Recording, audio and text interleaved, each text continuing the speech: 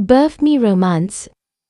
अंशिका हकलाते हुए कहती है, पनिशमेंट। तो अभय के चेहरे पर मुस्कान आ जाती है और वह कहता है, हाँ पनिशमेंट। इससे पहले कि अंशिका और कुछ कहती, उन दोनों को फोटो क्लिक होने की आवाज़ होती है तो वे देखते हैं कि आदि ने उनकी फोटो खींच ली है। तो अंशिका दूर हो जाती है और अपने फ्रेंड्स के पास चली जाती है। वही अभय आदि को घूर कर देख रहा था तो आदि भी इधर-उधर देखता है और वहां से निकल लेता है। कुछ ही देर में सभी लोग स्केटिंग कर रहे थे। सुमित की नज़रें बार बार खुशी पर जा रही थीं। वही खुशी भी यह बात नोटिस कर लेती है पर वह जताती नहीं है। वंश और पायल भी एक दूसरे को ही देख रहे थे। वही आदि सबकी फोटो खींच रहा था।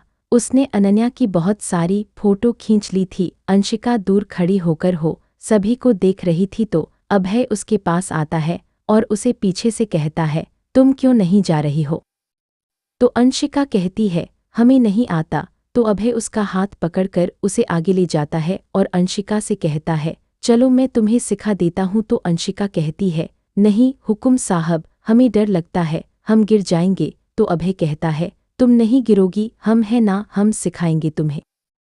तो अंशिका कुछ नहीं कह पाती है और अभय उसे स्केटिंग सिखाने लगता है। अंशिका जैसे तैसे अपना बैलेंस संभालती है और अभय उसके साथ स्केटिंग करने लगता है। तभी अंशिका का बैलेंस अचानक से बिगड़ जाता है और वह गिरने लगती है। इससे पहले कि वह गिरती, अभय उसे संभालने के लिए आगे आ जाता है पर वह अपना बैलेंस नहीं संभाल पाता और अंशिका को लेकर नीचे गिर जाता।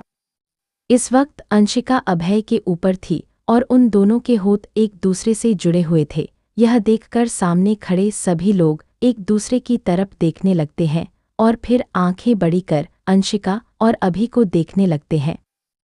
अभय इस मौके का फायदा उठाता है और अंशिका की गर्दन में हाथ डालकर उसे अपनी ओर करीब कर लेता है और बड़े ही प्यार से किस करने लगता है। वही ये देखकर तो वहां खड़े लोगों की आंखें बाहर आने को हो गई थीं। अंशिका को बहुत ज्यादा शर्म आ रही थी। अंशिका समझ नहीं पा रही थी कि वह करे तो करे क्या। वह अभय से दूर होने की कोशिश करती है पर अभी उसे नहीं।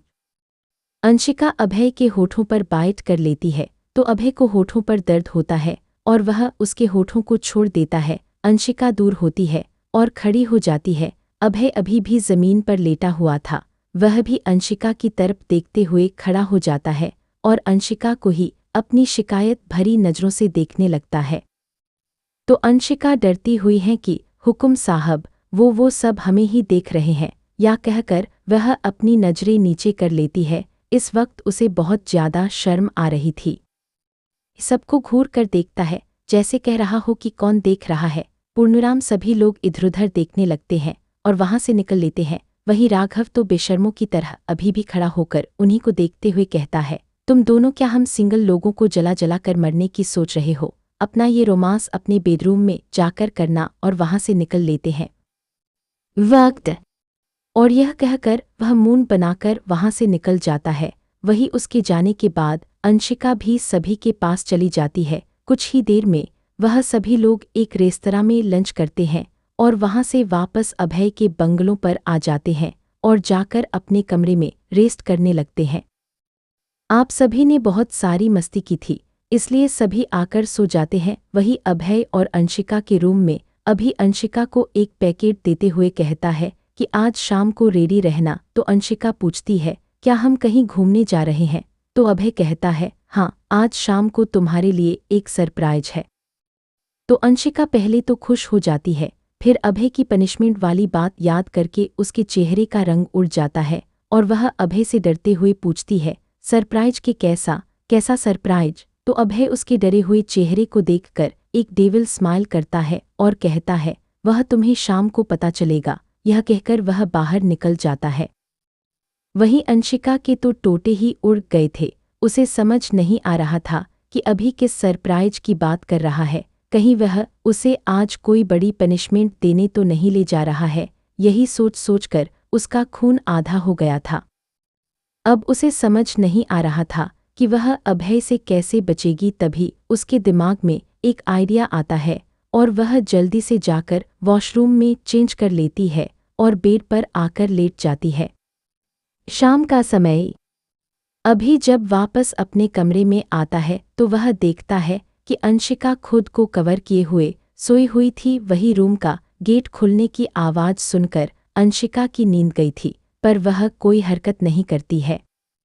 अभी अभी उसे देखकर अपने दांत पीस लेता है और कहता है, यह लड़की एक मौका नहीं छोड़ती है मुझे गुस्सा दिलाने का, और यह कहकर वॉशरूम में चला जाता है। कुछ ही देर में वह रेडी होकर आ जाता है और अभी उसे देखकर अपने दांत पीस लेता है और कहता है, यह लड़की एक मौका नहीं छोड़ती है मुझे गुस्सा दिलाने का, और यह कहकर वॉशरूम में चला जाता है। कुछ ही देर में वह रेडी होकर आ जाता है और वह अंशिका के पास जाता है और उसे कहता है, अंशिका उठो, शाम हो गई है, हमें बाहर जाना है। तो अंशिका धीरे से अपना सिर निकालती है और कहती है, हुकुम साहब, पता नहीं हमें क्या हो गया है, हमें बुखार जैसा लग रहा है और हमारे पैरों में जैसे जान ही नहीं है, हम खड़े भी नहीं हो पा रहे हैं। तो अभय थोड़ा डर जाता है। उसे ऐसा लग रहा था कि अंशिका इतनी ठंडी जगह में पहली बार आई है, इस वजह से शायद बीमार हो गई है। तो वह अंशिका के सिर पर हाथ रखकर चेक करता है तो देखता है कि अंशिका का तापमान सामान्य था। तो उसकी आंखें छोटी हो जाती हैं और वह समझ जाता है कि अंशिका नाटक कर रही है, उसे कुछ नहीं हुआ है।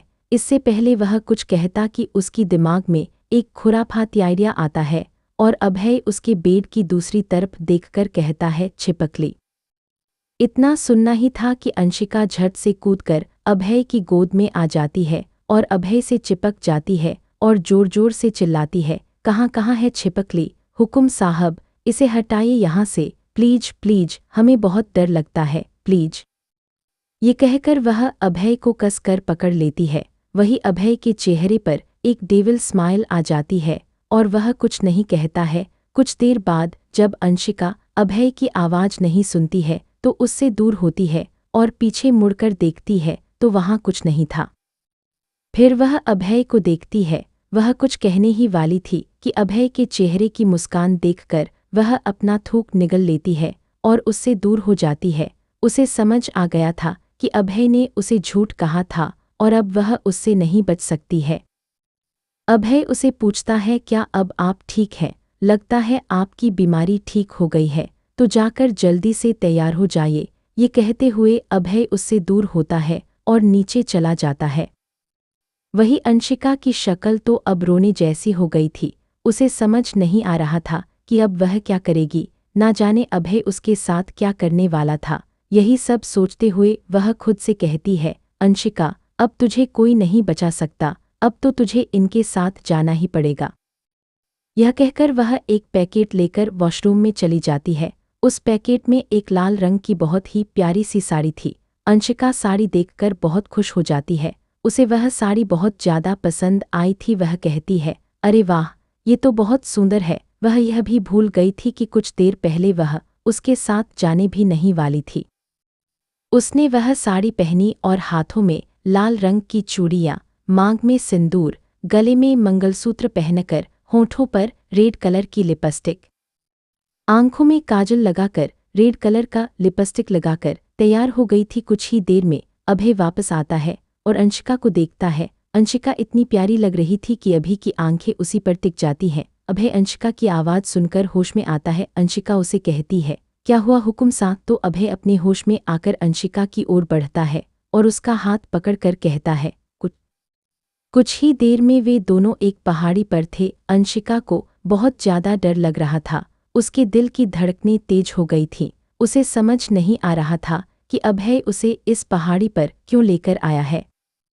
अभय गाड़ी से नीचे उतरता है और अंशिका की तरफ का गेट खोलता है, लेकिन अंशिका नहीं निकलती है। उसे बहुत डर लग रहा था। यहाँ आसपास बहुत ज़्यादा अंधेरा था। अभय जब देखता है कि अंशिका गाड़ी से बाहर नहीं आ रही है तो वह अंशिका का हाथ पकड़ता है और उसे कहता है, चलो। तो अंशिका डर के साथ उसे कहती है, हुकुम सा। पूर्णविराम। अभय उसकी बात को इग्नोर करता है और उसे गाड़ी से बाहर निकाल लेता है। वही अंशिका अभय के हाथ को कसकर पकड़ लेती है। उसे लग रहा था कि अगर अभि ने उसका हाथ छोड़ा तो अभि उसे नीचे फेंक देगा। अंशिका और अभय आगे बढ़ जाते हैं। जैसे ही अंशिका थोड़ी आगे बढ़ती है, वहाँ लाइट चालू हो जाती है। पूरी पहाड़ी पर फेरी लाइट्स और फूलों से सजाया हुआ था। अभय जब देखता है कि अंशिका गाड़ी से बाहर नहीं आ रही है तो वह अंशिका का हाथ पकड़ता है और उसे कहता है चलो। तो अंशिका डर के साथ उसे कहती है हुकुम सा। पूर्णविराम अभय उसकी बात को इग्नोर करता है और उसे गाड़ी से बाहर निकाल लेता है। वही अंशिका अभय के हाथ को कसकर पकड़ लेती है।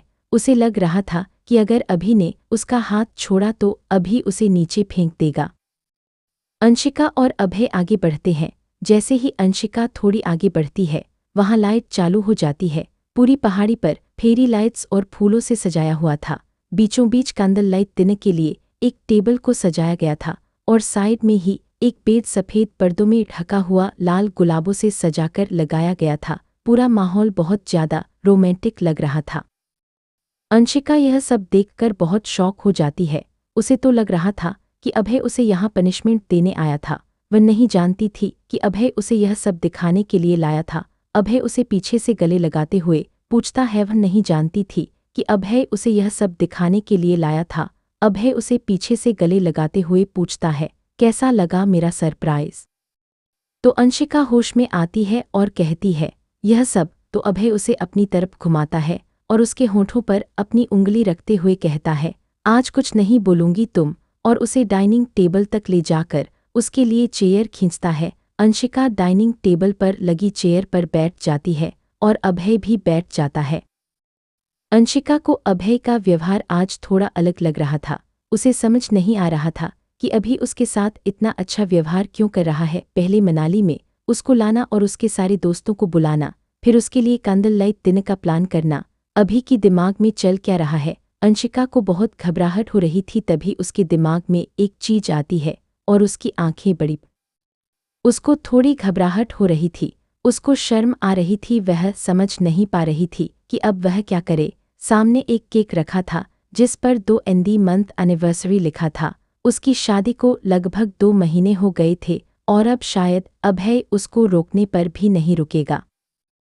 यही सब सोचकर उसकी जान सूख रही थी। अभय उसके लिए खाना सर्व करता है, लेकिन जब वह देखता है कि अंशिका खाना नहीं खा रही और उसका चेहरा लाल हो रहा है तो अभय उसका चेहरा ऊपर करते हुए कहता है अंशिका क्या हुआ है, तुम्हारा चेहरा इतना लाल क्यों हो रहा है, क्या तुम्हारी तबीयत ठीक नहीं है। तब अंशिका होश में आती है और कहती है नहीं नहीं हुकुम सा, हम ठीक हैं। यह कहकर वह अपना खाना खाने लगती है। सारा खाना अंशिका की पसंद का था और वह समझ नहीं पा रही थी कि अभय को उसकी पसंद के बारे में कैसे पता था। अंशिका चुपचाप अपना खाना खा रही थी। वही अभि की नज़र पूरे समय अंशिका पर ही बनी हुई थी। अंशिका उसकी नज़रों को महसूस करके अंदर तक सिहा रही थी, पर वह अभय को ऐसे दिखती थी जैसे उसका ध्यान उसके खाने पर है।